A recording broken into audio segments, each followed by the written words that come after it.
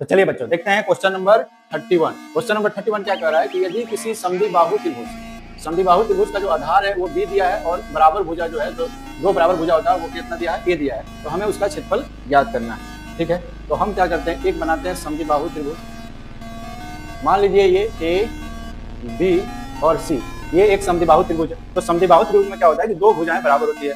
तो हम मान लेते हैं कि हमारा जो भुजा है ए बी और ए सी जो है वो बराबर है, ए बी और ए सी बराबर है। तो जो बराबर भुजा दिया है वो कितना दिया, ए दिया है, इसका मतलब ये ए हो जाएगा, तो ये भी ए हो जाएगा। ठीक है, अच्छी बात है। उसके बाद बोल रहा है आधार बी है, तो आधार हमारा ये बचा, तो इसकी जो लंबाई है वो कितना है, तो वो है बी। ठीक है, अब हमें इसका क्षेत्रफल ज्ञात करना है। तो अगर हमें त्रिभुज का क्षेत्रफल ज्ञात करना है तो उसके लिए ऊंचाई चाहिए, क्योंकि त्रिभुज का क्षेत्रफल जो होता है वो 1/2 गुणे आधार गुणे ऊंचाई होता है। तो हमें पहले इसका ऊंचाई ज्ञात करना होगा। तो हमारा जो ऊंचाई होगा, ये हमारा ऊंचाई ये होगा, इसका नाम दे देते हैं डी।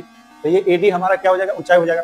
आपको ये याद रखना है कि किसी भी त्रिभुज, चाहे वो समबाहु त्रिभुज हो चाहे समद्विबाहु त्रिभुज हो, हम सिर्फ बात कर रहे हैं समबाहु त्रिभुज और समद्विबाहु त्रिभुज। समबाहु त्रिभुज या समद्विबाहु त्रिभुज में यदि उसके शीर्ष से अगर लंब खींचा जाए तो वो उसके आधार को दो बराबर भागों में बांटता है। अगर इसे दो बराबर भाग में हम बांटेंगे तो ये जो हमारा पूरा का पूरा बी था, अब हमारा जो ये बी डी जो होगा वो बी डी क्या हो जाएगा, तो ये हो जाएगा b/2 हो जाएगा, b/2 हो जाएगा। अब हमारे पास ध्यान दीजिएगा, अगर त्रिभुज ए बी डी में ध्यान देखिए, ए बी डी में ध्यान दीजिएगा कि हमारा जो ए बी है वो ए है और बी डी जो है b/2 है, तो क्या हम ए डी नहीं ज्ञात कर सकते हैं? इससे होगा, ये हमारा एक समकोण त्रिभुज हो गया। समकोण त्रिभुज में क्या करेंगे, पाइथागोरस लगा देंगे। तो हम यहाँ से लिखेंगे समकोण त्रिभुज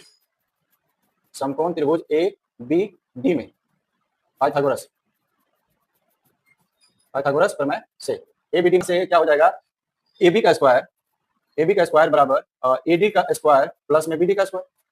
तो यानी ए बी हमारा क्या है, ए बी हमारा जो है वो क्या है, ए है, तो ए का स्क्वायर हो जाएगा बराबर ए डी हमें नहीं पता है, ए डी तो ज्ञात करना है, और बी डी जो होगा वो b/2 का क्या हो जाएगा, स्क्वायर हो जाएगा। तो यहाँ से ये हो जाएगा ए स्क्वायर और ये b²/4 हो जाएगा, b²/4 हो जाएगा, इधर आएगा तो माइनस में b²/4, यहाँ पे मेरे पास बचेगा ए डी का स्क्वायर। तो यहाँ से इसका जब हम लोग प्लस आपका इसका भिन्न का घटाव कीजिएगा तो मेरे पास आएगा 4 और यहाँ आ जाएगा 4 ए का स्क्वायर माइनस में बी का स्क्वायर बराबर में ए डी का स्क्वायर। ए डी का क्या होगा, स्क्वायर, 4 एलसीएम लेंगे तो 4 ए स्क्वायर माइनस बी स्क्वायर। अब यहाँ पे मेरे पास क्या आएगा, 4 ए का स्क्वायर माइनस में बी का स्क्वायर बटा में 4 बराबर ए डी। अब यहाँ से स्क्वायर हटाएंगे तो इधर क्या हो जाएगा, रूट हो जाएगा।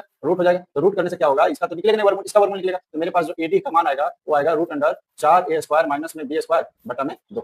तो इस तरह से हमें इस त्रिभुज का ऊंचाई निकल गया। तो त्रिभुज ए बी सी का क्षेत्रफल बराबर हो जाएगा 1/2, आधार हमारा बीसी, ऊंचाई हमारा एडी, तो आधार हो जाएगा बीसी गुना ऊंचाई एडी, बस मान भर दीजिए। तो 1/2 आधार कितना आया है, आधार हमारा क्या है, बीसी डी है, तो बी हो जाएगा, और ऊंचाई हम लोग क्या निकाले हैं, एडी, √4 ए स्क्वायर माइनस में बी स्क्वायर बाई 2, ये हो जाएगा। तो यहाँ से हमारा जो निकल के आएगा वो आएगा बी √4 ए स्क्वायर माइनस में बी स्क्वायर और 2 दूना 4। तो ये हो जाएगा हमारा त्रिभुज ए बी सी का क्षेत्रफल, बी इंटू